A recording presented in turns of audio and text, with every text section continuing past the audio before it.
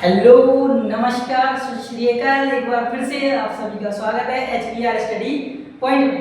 आज हम डिस्कशन करने वाले हैं क्लास 12 की मैथमेटिक्स के सिलेबस के बारे में कि इसमें कितने चैप्टर्स हैं, कौन कितने मार्क्स का पेपर में आता है और बोर्ड एग्जाम के लिए सबसे महत्वपूर्ण चैप्टर्स कौन कौन से हैं। तो बिना टाइम वेस्ट किए हुए हम शुरुआत करते हैं आज के टॉपिक की, यानी कि मैथ के सिलेबस की, और सिलेबस को एनालिसिस करेंगे कि मतलब कौन कितने मार्क्स का आता है और कौन कौन से चैप्टर है।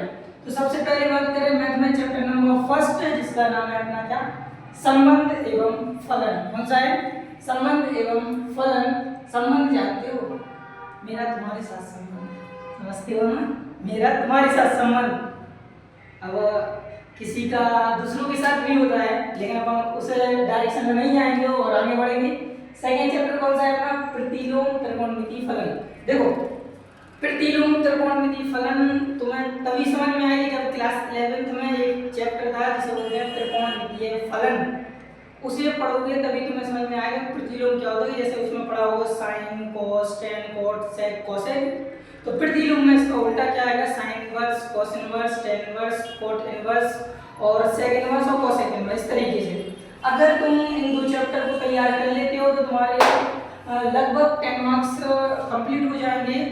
और अगर इन चैप्टर्स को तुम पढ़ते हो, यानी बेसिक तुमसे बोले तो प्रतिलोम त्रिकोणमिति फलन जिसने अच्छे से पढ़ लिया, क्लास 11th में त्रिकोणमिति को जिसने स्ट्रॉन्ग कर लिया, उसके लिए क्लास 12th की मैथ बहुत ही आसान हो जाएगी। और जिसको त्रिकोणमिति फलन नहीं आता है, समझो वो अगर वो मेहनत भी करे ना, अगर त्रिकोणमिति फलन नहीं आता है तो उसके मार्क्स 100/80 के आसपास ही आएंगे। जबरदस्त मेहनत करने के बावजूद भी अगर त्रिकोणमिति नहीं आती है तो त्रिकोणमिति फलन बेहद महत्वपूर्ण चैप्टर है।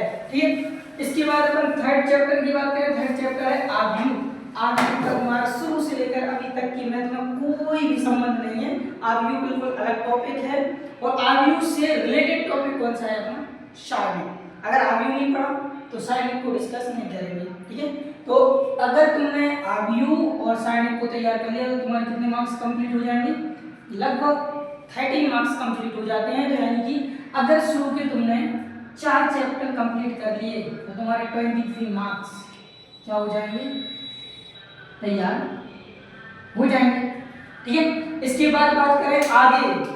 आगे जो तुम्हारी यूनिट या इकाई है उसका नाम है, जो तुम्हारे 5 चैप्टरों से मिलकर बनती है, उसका नाम है कलन।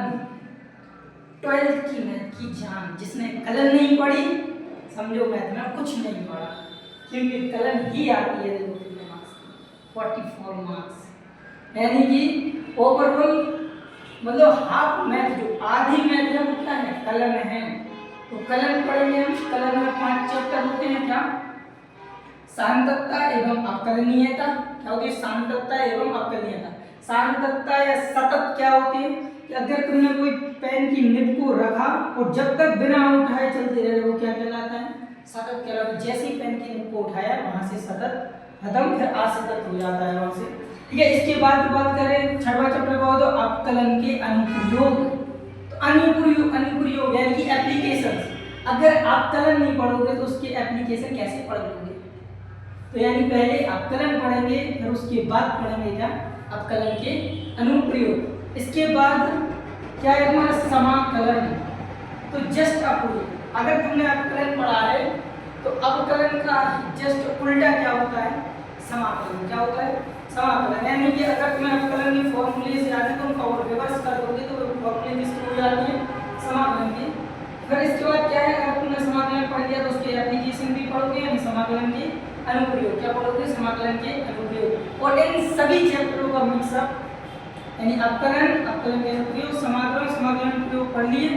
इसमें जो अगला चैप्टर है, चैप्टर नंबर 9, जिसका नाम है अवकल समीकरण, उसमें तुम्हें दोनों देखने को मिलेंगे। उसमें तुम्हें समाकलन भी मिक्स मिलेगा और उसमें अवकलन, यानी कि दोनों ही समाकलन और अवकलन का मिक्स से अगर तुम्हें पढ़ना है तो कौन से चैप्टर में पढ़ेंगे?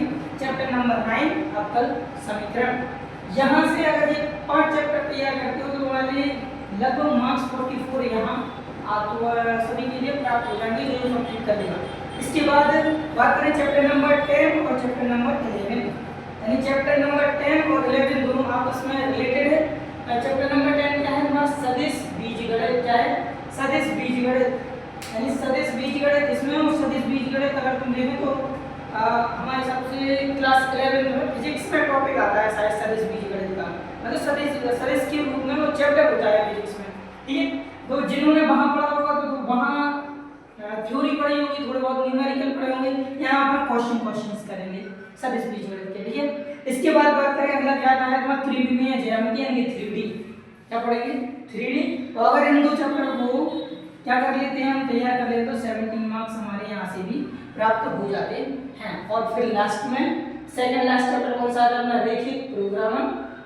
लगभग आसमीका की तरह रहते हैं हमारे रैखिक प्रोग्रामर, इसमें ग्राफ को ओपन बनाना पड़ता है और यहाँ से 100% हर बार क्वेश्चंस आता ही आता है। और फिक्स है कि 5 नंबर में क्वेश्चन तो आता ही, 1 नंबर वो तुम्हें दे भी सकते हैं और नहीं भी देते, लेकिन 5 नंबर फिक्स रहते हैं इस चैप्टर से।